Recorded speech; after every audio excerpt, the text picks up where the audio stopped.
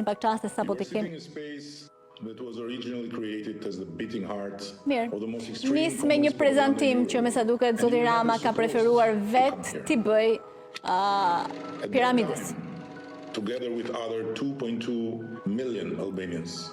I was told to never come to you, never shake hands with you, never speak to you, and if you dared come here, to kill you. But times changed and we changed along with them, as this city changed and this space did too. So here you are, and thank you to all of you and all of those who preceded you, and to the founding fathers of your united family of free people first and foremost, for having been an inspiration for our painful change all the way. Since when, for the first time in our history, we could choose free side. But believe me, it was not easy at all. What we are about to watch for a few minutes was our endless life without you. Tirana was the most isolated capital of Europe.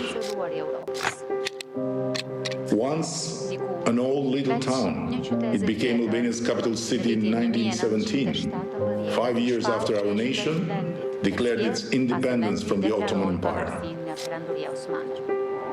The first attempt at planning Tirana's future followed the arrival of a Prussian prince named Vit, whose wife was Princess Maria of Netherlands, and of whom it is remembered the name the hideous French press gave him, Prince Vit.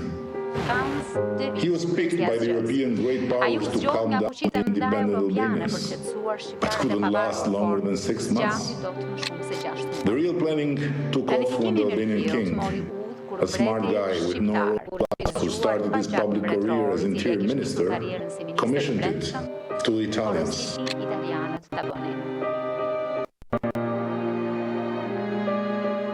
Later on, a famous Soviet writer who passed by, Ilya Ehrenburg, wrote, "I've seen cities without boulevards, but in Tirana, I saw for the first time a boulevard without a city."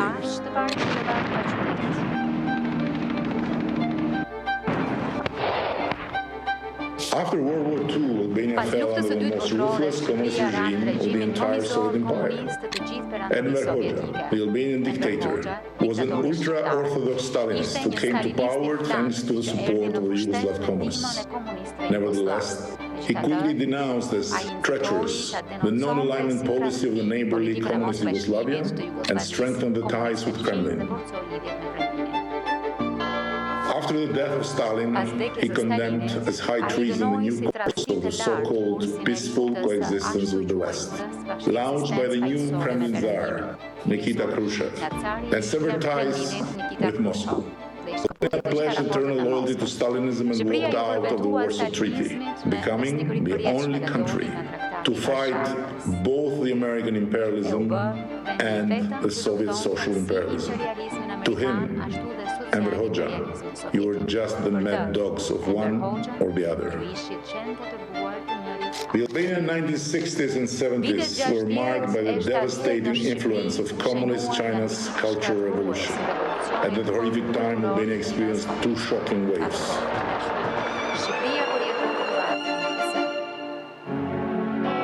The banishment of gods made Albania the only constitutionally enshrined atheist republic in the world. Thousands of churches and mosques were ravaged and razed to the ground. Hundreds of thousands of religious artworks and books I gjithë kleri u arrestua, u vra dhe u dënua me burgim të përjetshëm. Goditja e dytë që erdhi fill ishte ndalimi I artit e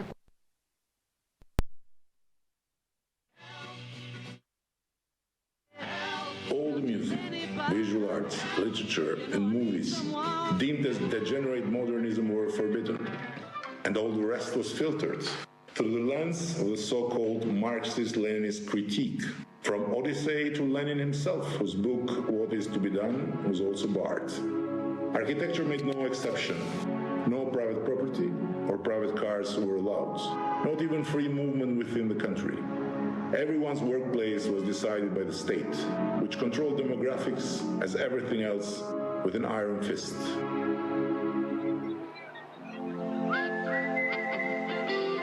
The fall of communism propelled Tirana to the other extreme of the pendulum.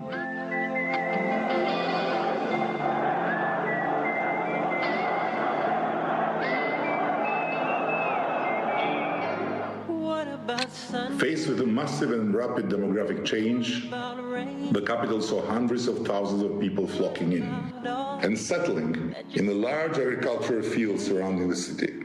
The 1990s were defined by a devastating number of people squatting free land from the center to all the surrounding outskirts of the capital.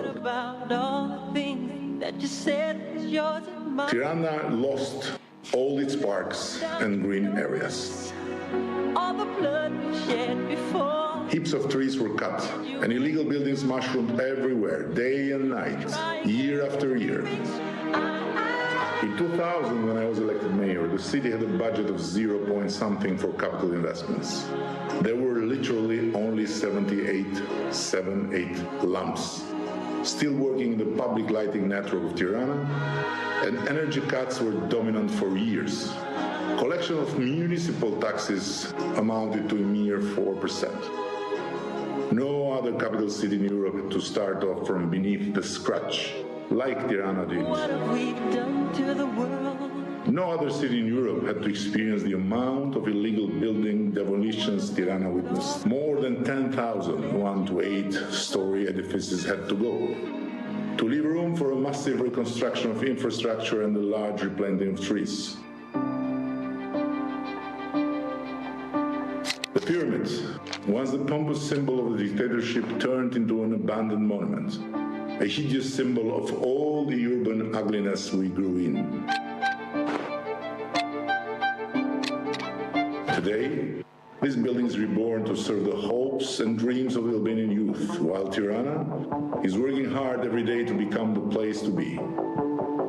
And here we are, together. I hope you understand a little bit better now why we love you unconditionally. We learn step by step that you are far from being perfect. And trust me, dhe më besoni, do t'ju bindin se jemi miqt më të mirë që mund të fitoni deri në fund. Shpresoj të mos ju jetë dukur e mërzitshme dhe shijojeni këtë ditë në vendin më eurooptimist të Europës. Kjo nuk është propagandë, e thot barometri i BE-s për herë çdo vit. Mirë se erdhët në Shqipëri, Europën e re të Ballkanit të dashur miq.